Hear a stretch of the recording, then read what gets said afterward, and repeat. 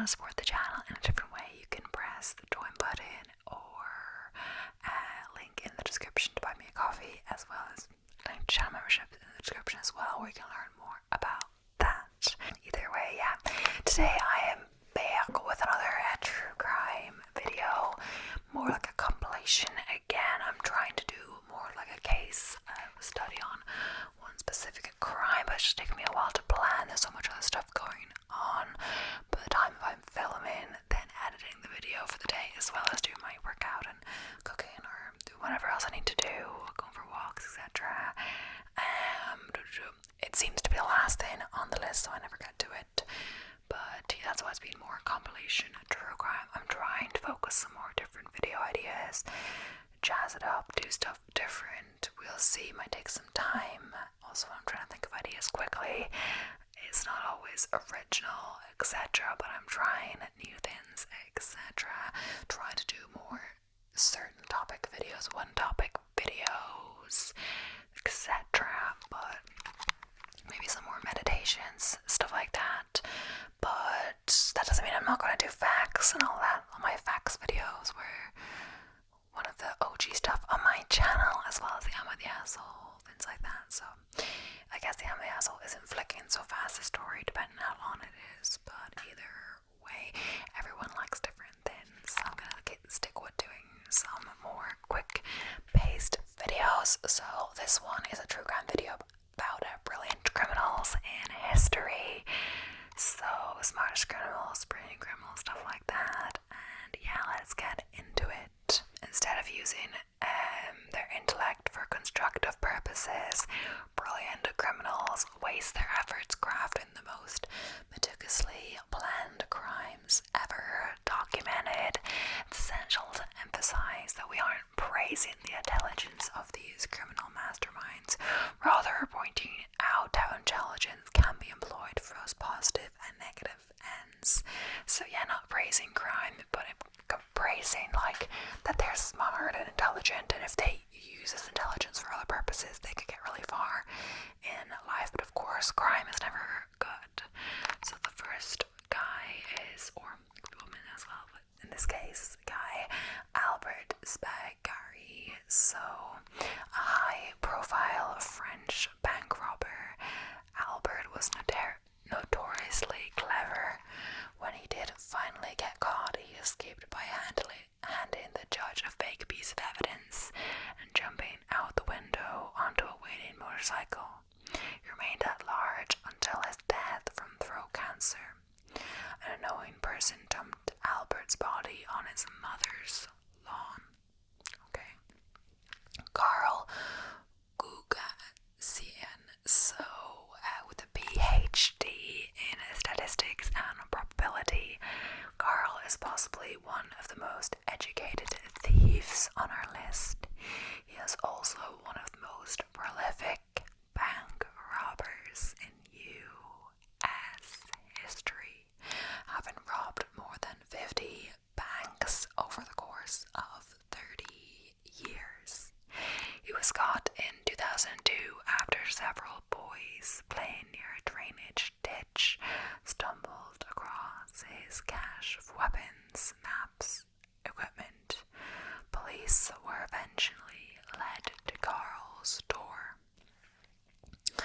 Jonathan Wild. So Jonathan was a public figure in the London underworld in the 1700s. He posed as a vigilante crime fighter who was in fact in on the crimes, would quite often get a cut of the profit. His public image eventually suffered, however, and he was hung at the gallows. J.D. McMahon swindled investors out of their money when he told them he was building a skyscraper. In the blueprint, he replaced all the feet with inches. J.D. then managed to escape justice because, in his defense, he claimed that he never actually said the building would be 480 feet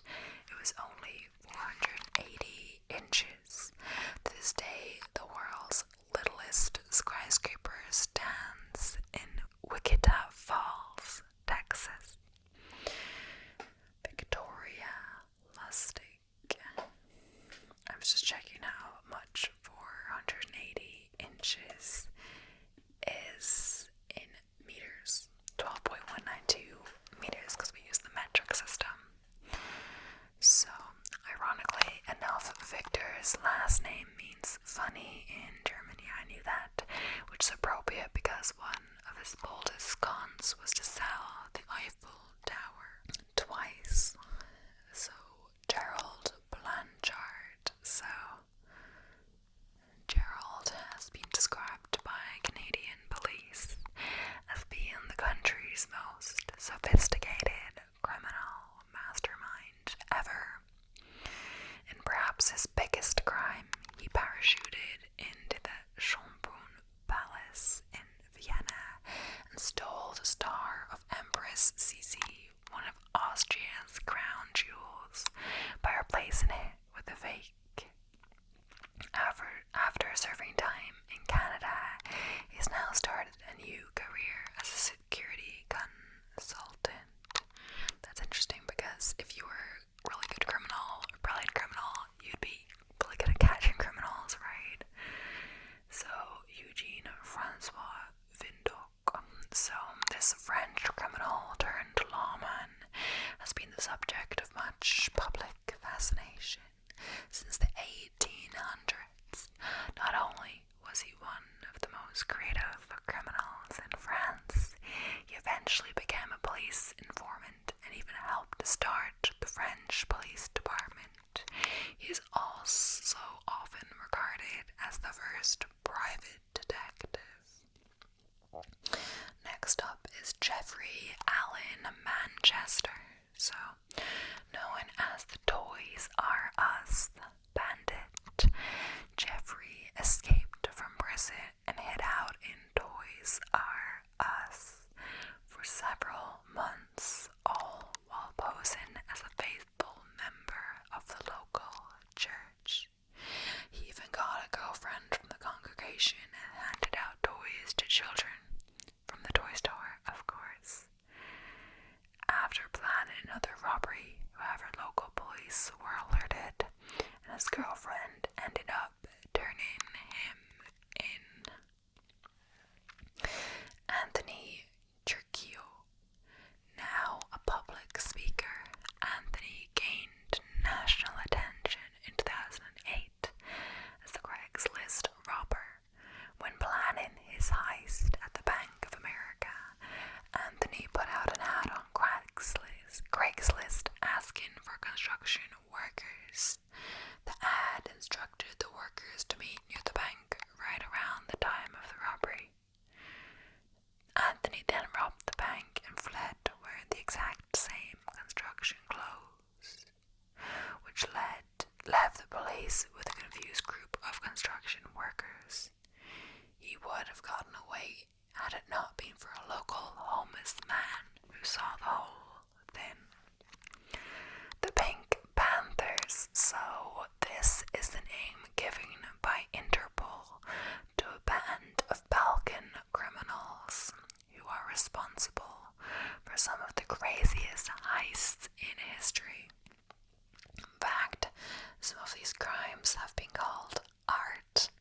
Basically, imagine the Italian job Ocean's 11 in real life.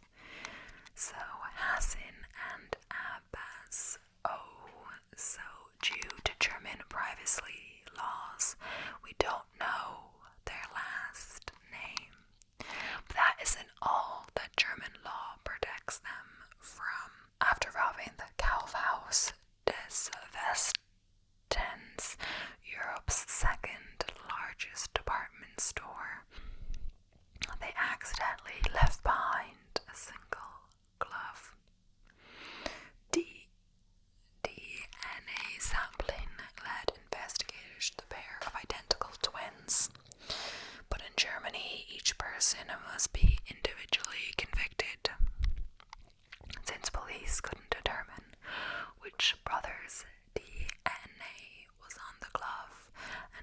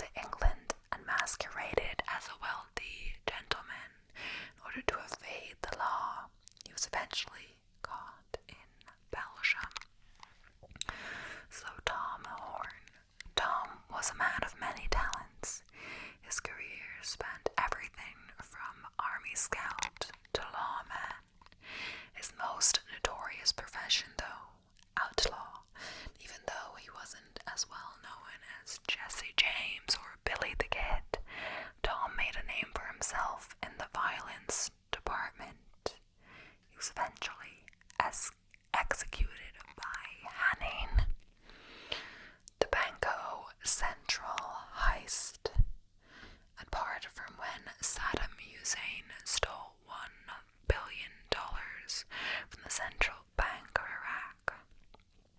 This Brazilian heist is the largest on record at $69.8 million. The thieves rented a property near the bank, and then over the next few months they dug a tunnel straight to the vault. They haven't been caught. Yeah, I think we talked about this in a previous video. French vacuum gang. So, with perhaps one of the most ingenious robbery techniques on our list, the French vacuum gang has been stealing hundreds of thousands of euro from local supermarkets, still uncaught. They drilled holes into the tubes that employees used to send leftover cash to the store's vault. After drilling the hole, they inserted the vacuum and payday, baby. So next one we've done before, so we're going to skip Ted Kaczynski. So, prior to being a terrorist, Ted was actually a mathematical prodigy. He was accepted into Harvard at the age of 16 and earned his PhD in math from the University of Michigan. There's another repeat. It's Leonardo from the Diamond Eyes, which we've done before, and I did a whole video on that. Frank William Abagnale Jr. So, I'm not sure if we've done this before. We'll say briefly. The inspiration behind the movie Catch Me If You Can, Frank is one of the most famous imposters in history. Before his 21st birthday, he had assumed the identity of a pilot, a doctor, and a lawyer. He escaped from police custody twice, once from a taxing plane, before the government hired him to help them identify forgeries and other crimes. Today, he runs a successful financial fraud company. Charles Manson. If there was ever somebody who most closely embodied the Joker, he just wanted to watch the world burn. Charles Manson would be it. Using his twisted charm, this songwriter from California managed to create the Manson family, a cult with which he hoped to start a massive race war. At the end of the day, he was arrested for numerous murders, but somehow managed to become a pop culture icon while in jail. It sounds like something not even Hollywood could make up. So Al Capone, when it comes to public relations, Capone was a master up until the St. Valentine's Day Massacre, where his gang murdered 7 members of an opposing gang in broad daylight. He was actually well received by the residents of Chicago. Although his gang name was Scarface, the people called him Robin Hood and cheered when he appeared at ball games. This perception was apparently because of his donations and support of various local charities. So now we're moving on to the next article. So Andrew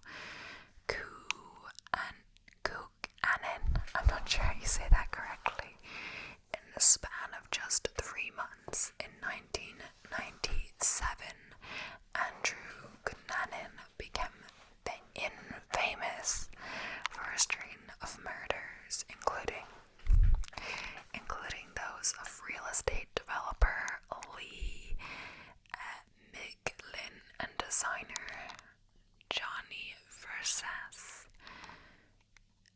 His victims were brutally murdered after forming personal relationships with him. Cunnan's erratic behavior and penchant for drug use, alongside his ability to manipulate others, made him a formidable criminal. His IQ surpassed 140, but he ultimately took his own life, leaving behind a trail of mystery. Rodney Alcala, known as the dating game killer, was a highly intelligent individual with an IQ exceeding 160.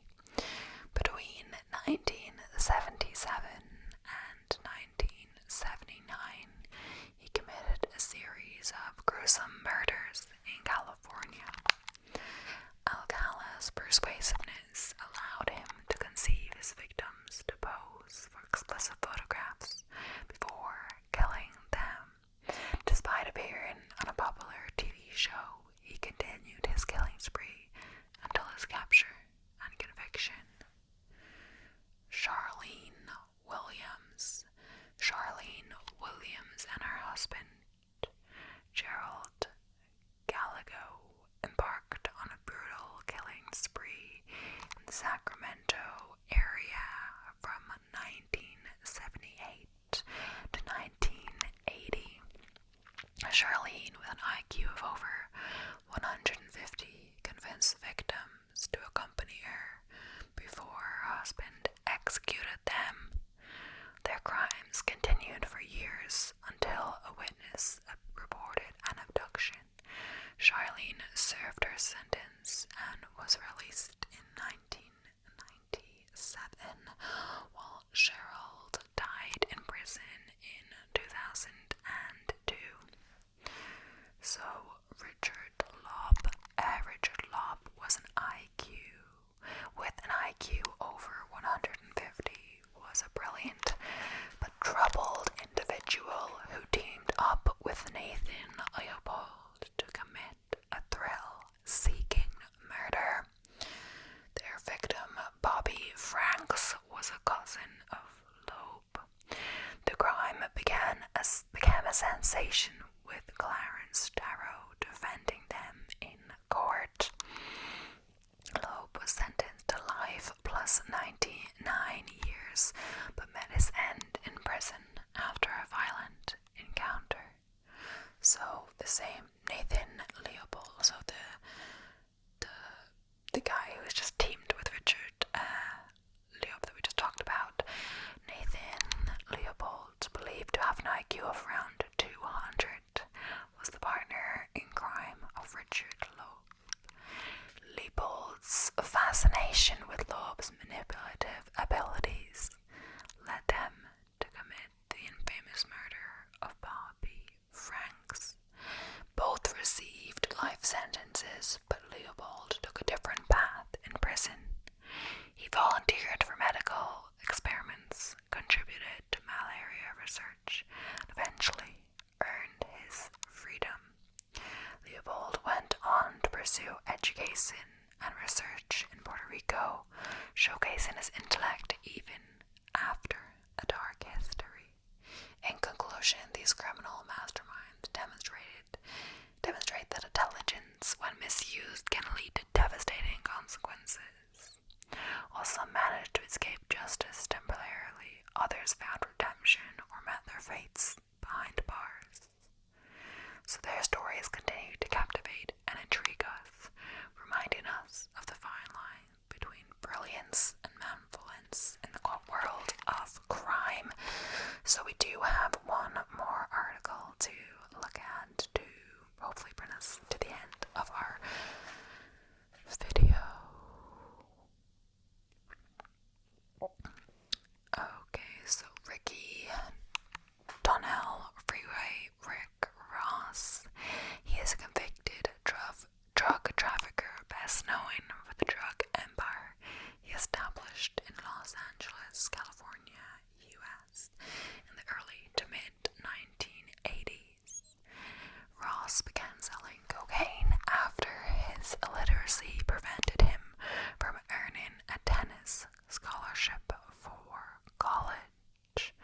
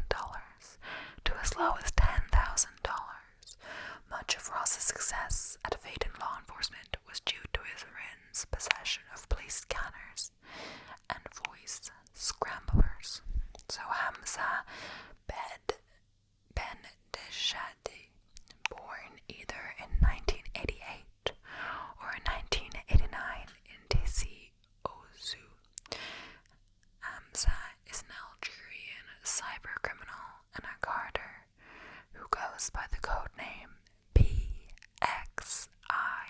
and has been nicknamed the Smiling Hacker. He's a polyglot speaking 5 languages, often used in profit in view of his linguistic knowledge, in order to extract money almost everywhere in the world. This led to a search for him that lasted 5 years. He was on the top 10 list of the most wanted hackers by Interpol, the FBI, for allegedly embezzling tens of millions of dollars from more than 200 American and European financial institutions via computer virus. The Spy Eye botnet that infected more than 60 million computers worldwide, mostly from the United States, which he developed with his Russian accomplice Alexander Andreevich Panin, aka Gribotemen, to steal banking information stored on infected computers. According to reports, he hacked billions of US dollars from 217 banks, gave all the money to poor people of Africa and Palestine, and accepted his death sentence with a smile. His death sentence was, however, debunked to be a rumor. The US ambassador to Algeria, Joan A.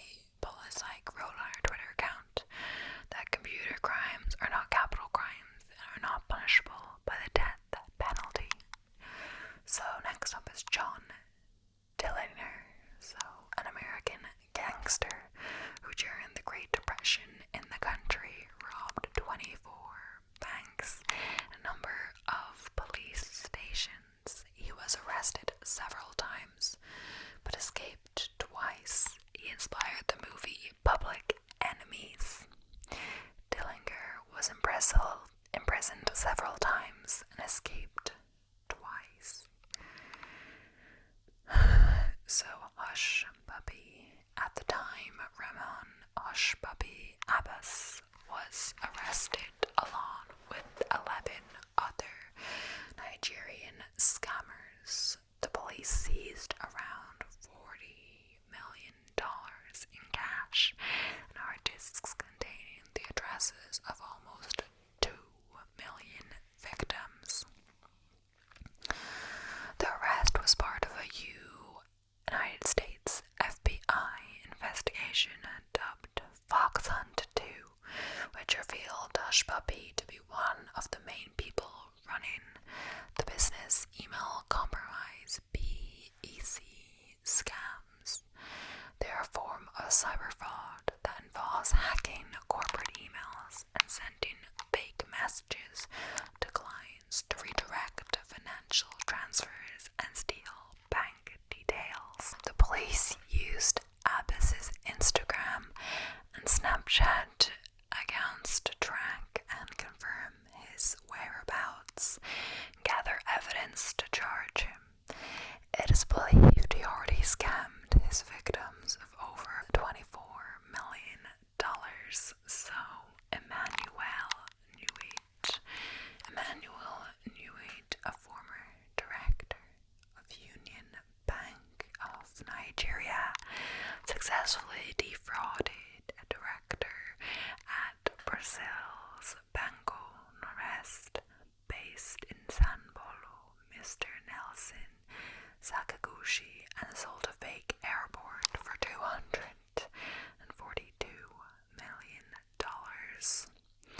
Mr. Nuidi impersonated Paul Okwama, the then governor of the Central Bank of Nigeria, and convinced Mr. Sakaguchi to invest in a new airport in the nation's capital, Abuja, in exchange for a $10 million commission. The crime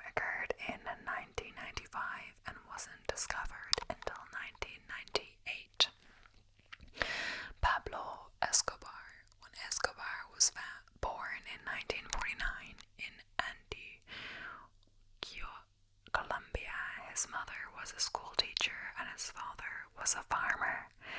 Pablo was ambitious from the beginning, and he used to tell his friends that he would be a millionaire by the time he was 22.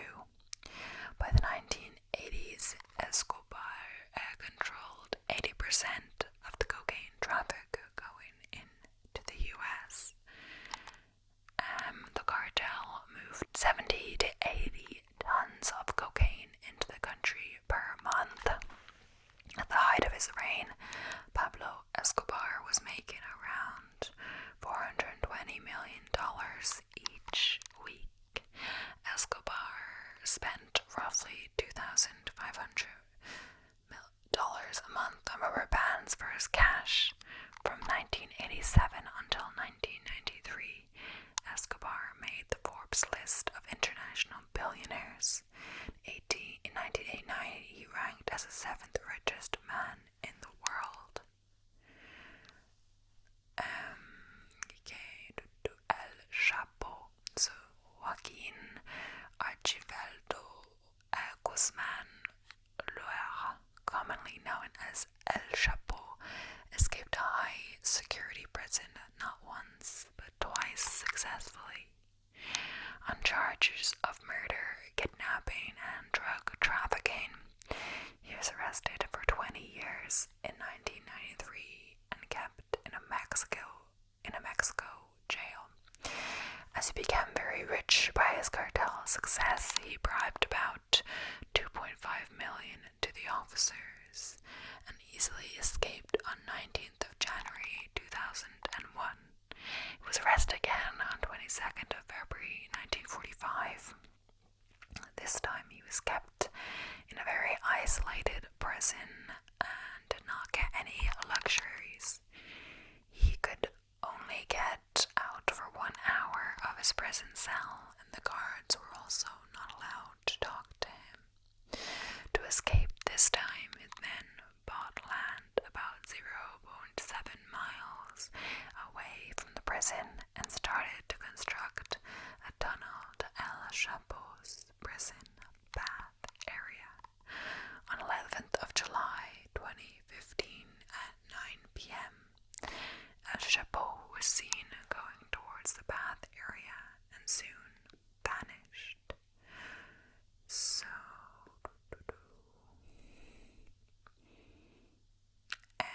Mark de Vriest. So he's the most talented jailbreak master in history. At the age of 19, he was imprisoned and became a nightmare for all prison guards in the U.S.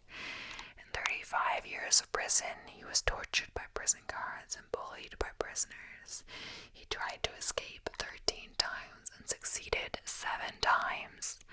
The most unimaginable thing is that his initial sentence was only 4 years, but because he always escaped from jail, the final sentence was increased to 105 years. So I'm not sure why he just didn't stay in jail, because he would get out quicker than keep trying to escape. Maybe he just liked trying to escape. So now we're going to end with a few minutes of America's most notorious female criminals. A little different, but we haven't seen much females in this video except Charlene, I believe. So let's do a few of those because I've ran out of other articles. So Aileen Wuornos, 1956-2002. Her crime found guilty of killing 6 men between the years 1989 and 1990. Aileen Wuornos had a tragic childhood, having been abandoned by her mother and raised by her grandparents. Her father, an accused child molester, hung himself in prison. Must have run in the family because Wuornos claimed her grandfather sexually abused her growing up. At the age of 15, she was thrown out of the house and lived in the woods. She prostituted herself in order to survive. She then hitchhiked to Florida, and at the age of 20, married Louis Fell, a 69-year-old yacht club owner. The marriage only lasted 9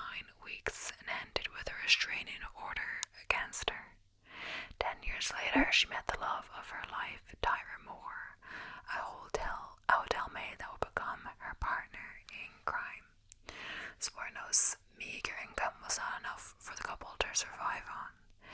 They took to murdering Wuornos' clients and robbing them. She shot her 6 victims, and police found the bodies in various areas in Florida. She also killed another man, but his body was never found. Instead, witnesses identified her and Moore driving the victim's car. His items found in pawn shops had fingerprints linking to Wuornos. She was arrested in 1991 and put to death in 2002. So Janine Jones, 1950 to present, found guilty of killing 2 infants, although she possibly killed 11 to 46 children. Janine Jones was a pediatric nurse in Texas who had a taste for drama. She loved being put in life and death scenarios where she would save the child and be praised as a hero for her actions. Her involuntary actors would be injected with iodine, heparin, and later succinyloid, I'm not sure how to say that, chlorine, to make them gravely ill, and unfortunately many of them would not survive long enough for Jones to save them. So much so, the first hospital she worked for noticed the alarming death rate of children under her care and forced her to resign. It was at her next job that her crimes would be discovered. The hospital began noticing a number of children having breathing problems and other strange illnesses, although these weren't fatal. However, when 14-month-old Chelsea McLennan was brought to the hospital for regular immunization for mumps and measles and died from cardiac arrest, suspicions rose even more. Even the media started to report these mysterious deaths, and following the discovery of succinyloid in McKellen's body, Jones was charged with murder. She was also convicted of attempted murder when her heparin was found in another trial system. She now serves 99 years in prison, but is scheduled to receive parole in 2017. So obviously this article was written quite a while ago. So the final one for this video is Griselda Blanco, 1943 to 2012. So trafficked cocaine and was suspected of committing more than 200 murders. Griselda Blanco, dubbed nicknames such as the Godmother, Queen of Cocaine, and the Black Widow, was raised by an abusive mother in Colombia and resorted to a life of crime and prostitution at an early age. After the death of her first husband, she became involved with a drug trafficker named Alberto Bravo. They moved to New York in the early 70s and ran a successful narcotics trade, where Blanco designed lingerie to smuggle in cocaine. After being indicted with 30 others for what was at the time the biggest cocaine case in history, she and Bravo fled to Colombia. They later returned to the US in the late 70s with their new base in Miami. Being involved in the narcotics trade, Blanco was involved in many other crimes. She was a ruthless woman and was notorious for her drive-by shootings by motorcycle. She is said to have invented this killing method. In 1979, she orchestrated the Dade County shopping mall massacre where 4 people were killed. Alberto Bravo met his end when he got into a dispute with Blanco regarding drug money. In turn, she shot him and his 6 bodyguards dead. She was also not opposed to killing children, and being a bisexual would conduct female orgies where she would sometimes execute the strippers afterwards for her pleasure. Because of her cruelty, the millionaire made many enemies, and to avoid the assassination attempts, moved to California. In 1985, she was arrested and eventually deported to Colombia in 2004, where one of her enemies finally got their revenge. In 2012, she was killed while walking out of a butcher shop, ironically, by a motorcycle drive-by shooting. So, yeah, that's crazy. But yeah, that's not brilliant in the same way as the other ones, or at least the article wasn't titled that, but just need to finish up the video. But yeah, thank you so much for watching. I hope you enjoyed. If you haven't subscribed already, please make sure to do so.